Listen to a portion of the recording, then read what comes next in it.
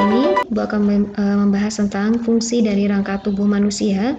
Yang pertama adalah untuk menegakkan badan, misalnya tulang belakang, kemudian memberi bentuk badan, misalnya tulang-tulang tengkorak, serta memberi bentuk wajah. Serta yang ketiga adalah untuk melindungi organ tubuh dalam yang penting, misalnya ada tengkorak, melindungi otak, tulang rusuk, dan melindungi jantung.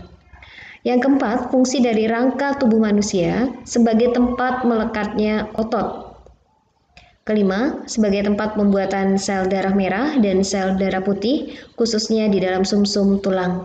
Dan yang keenam, bahwa tulang berfungsi sebagai alat gerak pasif. Nah, macam-macam tulang penyusun dari rangka tubuh. Yang pertama ada tulang tengkorak, nih tulang kepala kita. Ini termasuk dalam tulang tengkorak. Di tulang tengkorak ini tersusun atas tulang yang berbentuk pipih. Sebagian besar tulang tengkorak kita ini terdiri atas tulang-tulang yang berbentuk pipih. Kemudian tulang tengkorak dapat dibedakan menjadi dua bagian, yaitu ada bagian kepala dan tulang bagian muka. Ini adalah tulang kepala kita, yang di depan adalah tulang wajah atau tulang muka. Tulang bagian kepala itu meliputi tulang dahi, ada tulang ubun-ubun, tulang kepala belakang, tulang baji, tulang tapis, dan tulang pelipis. Ini adalah tulang-tulang yang menyusun pada bagian belakang tulang kepala. Kemudian bagian muka atau wajah itu terdiri atas tulang rahang atas, tulang rahang bawah, tulang pipih, tulang langit-langit di atas mulut kita, tulang air mata di bagian dekat bawah mata kita, dan tulang lidah. Kemudian tulang badan ini meliputi tulang belakang, tulang dada, tulang rusuk, tulang gelang bahu, dan tulang gelang panggul. Nah, ini adalah tulang rongga dada kita. Di mana sebagai fungsi tulang tadi adalah salah satunya sebagai tempat melindungi organ dalam, yaitu jantung dan paru-paru. Tulang anggota badan itu sendiri terdiri atas ada tulang tungkai menyangga tubuh yang mungkin kita bergerak secara bebas. Nah, ini tulang bagian bawah atau tulang panggul. Kemudian berikutnya, nah kalau dilihat secara keseluruhan, maka bisa kita lihat tulang anggota badan kita, ini yang tampak depan dan ini yang tampak belakang. Mulai dari tulang tengkorak atau tulang kepala, dan ini adalah tulang anggota badan. Tulang badan itu terdiri atas tulang dada, tulang panggul, dan tungkai sebagai alat penggerak. Nah, untuk tulang dada, ini adalah yang kita sebut tadi sebagai tulang rusuk, ini tulang dada, dan ini adalah tulang belakang. Nah, ini kalau kita lihat skema dari pembagian tulang-tulang, maka tulang dibagi menjadi 3, ada tengkorak, rangka badan, dan tulang anggota badan.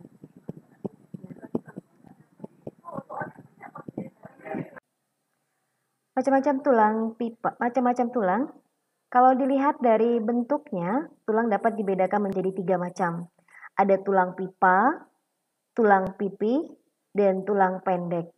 Nah, tulang pipa ini biasanya terdapat pada tulang lengan. Ini bentuknya pipa, dan pada tulang kaki atau paha, tulang paha. Ya, itu merupakan tulang yang berbentuk pipa. Kemudian tulang pipi. Nah, tulang pipi ini bentuknya pipih dan di dalamnya berisi sumsum merah. Contohnya pada tulang pipi ini terdapat pada tulang rusuk, tulang dada kita, tulang belikat, dan tulang panggul, serta tulang dahi. Nah, ini bentuknya pipih. Kemudian yang ketiga ada tulang pendek. Tulang pendek ini bentuknya jelas, ya, bulat, pendek. Kemudian sebagai tempat pembuatan sel darah merah dan sel darah putih. Kemudian berdasarkan zat penyusunnya, maka tulang itu sendiri dibagi menjadi 2 macam. Nah, ada tulang keras dan ada tulang rawan. Tulang keras itu beda antara tulang rawan dilihat dari kandungan penyusunnya. Kalau tulang keras, dia sedikit perekat dan lebih banyak zat kapurnya. Nah, dia sedikit perekat dan lebih banyak zat kapur. Sementara tulang rawan, yaitu tulang-tulang yang berisi lebih banyak zat perekatnya dan sedikit zat kapur, kebalikannya. Nah, tulang keras itu contohnya pada tulang pipa. Kalau tulang rawan, contohnya pada cuping hidung dan telinga. Serta di lidah kita juga terdapat tulang rawan. Nah, hubungan antar tulang disebut juga sebagai sendi. Kalau berdasarkan sifat geraknya, maka sendi dibagi menjadi 3. Ada sendi mati, sendi kaku, dan ada sendi gerak. Nah, kalau yang sendi mati itu ada hubungan antar tulang yang tidak memungkinkan adanya gerakan. Maka disebut sebagai sendi mati. Contohnya mana? Yaitu hubungan antar tulang penyusun tengkorak. Kemudian ada sendi kaku, memungkinkan adanya gerakan terbatas, sedikit gerakan. Contohnya pada tulang pergelangan tangan dan pergelangan kaki. Dan yang ketiga yaitu ada sendi gerak, yaitu hubungan antar tulang yang memungkinkan adanya gerakan secara bebas. Nah, itu macam-macam sendi. Kemudian kalau berdasarkan arah geraknya, maka sendi dibedakan menjadi 4 macam kalau berdasarkan arah geraknya. Nah, yang pertama ada disebut dengan sendi engsel. Kalau sendi engsel ini yang memungkinkan terjadinya gerakan satu arah. Nah, sendi engsel ini adalah gambar dari sendi engsel. Di mana terdapat sendi engsel? Sendi engsel ini contohnya terdapat pada siku dan pada lutut kaki kita. Itu terdapat sendi engsel dan gerakannya satu arah. Yang kedua, ada sendi pelana. Kalau pelana itu gerakannya 2 arah, sendi pelana. Nih, contoh sendi pelana, yaitu antara ibu jari dan telapak tangan. Nah, antara ibu jari dan telapak tangan ini terdapat sendi pelana. Gerakannya 2 arah. Yang ketiga, ada sendi peluru. Sendi peluru itu yang gerakannya ke segala arah. Gerakannya ke segala arah. Nah, ada sendi peluru, yaitu gerakannya ke segala arah. Contohnya pada gelang bahu. Ini ada sendi peluru. Kemudian ada sendi putar, yaitu yang memutari tulang lain. Nah, sendi putar itu misalnya terdapat antara hubungan antar tulang atlas dan tulang tengkorak kita. Nah, itu terdapat sendi putar. Kemudian yang terakhir satu lagi 5, itu adalah sendi geser, yaitu yang menggeser tulang lain. Contohnya adalah hubungan antara tulang pengumpil dan tulang hasta. Nah, ini ada sendi geser. Kemudian antara tulang kering dan tulang betis pada kaki itu terdapat sendi geser. Kemudian berikutnya itu berdasarkan arah geraknya. Otot secara garis besar dibedakan menjadi ada 2 kerjanya, yaitu ada otot yang berkontraksi dan otot dapat melakukan relaksasi. Ketika kontraksi, maka otot dapat memendek. Contoh, ketika kita menegakkan tangan, maka otot yang atas ini akan terjadi kontraksi, sementara yang di bawah akan relaksasi. Nah, itu kerja otot. Jadi otot itu ada 2 kerjanya, yaitu berkontraksi dan berelaksasi. Nah, macam-macam otot, ini sudah pernah dibahas di kelas 7, bahwa ada 3 jenis otot. Yang pertama tadi adalah ini adalah otot lurik. Kalau dilihat dari bentuknya, dia berbentuk silinder dengan garis gelap terang. Kemudian kalau dilihat dari intinya, maka dia berinti banyak dan terdapat di pinggir. Nah, ini ciri dari otot lurik. Otot lurik terdapat pada rangka tubuh manusia atau melekat pada tulang. Nah, sementara yang kedua yaitu ada otot polos. Otot polos itu dia dilihat dari inti.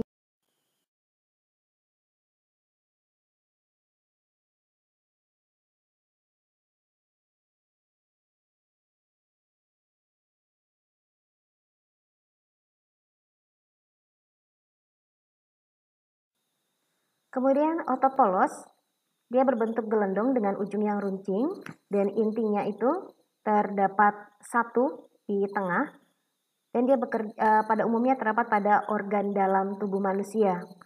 Bekerja secara tak sadar atau involuntar. Dan yang ketiga adalah otot jantung. Otot jantung ini hampir sama seperti pada otot lurik, cuma bedanya ujungnya dia terdapat cabang. Kalau dilihat dari inti, maka dia berinti satu dan terletak di tengah. Kalau terdapatnya, otot jantung ini jelas dia terdapat pada bagian jantung. Kemudian kerja otot.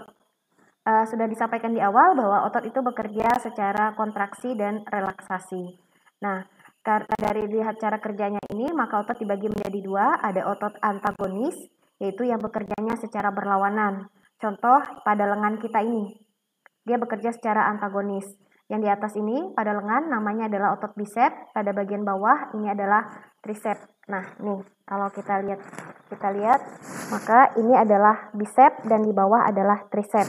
Nah, ketika kita menaikkan tangan atau menekukkan tangan, maka otot bicepnya itu berkontraksi, sementara otot yang di bawah menjadi relaksasi tricepnya.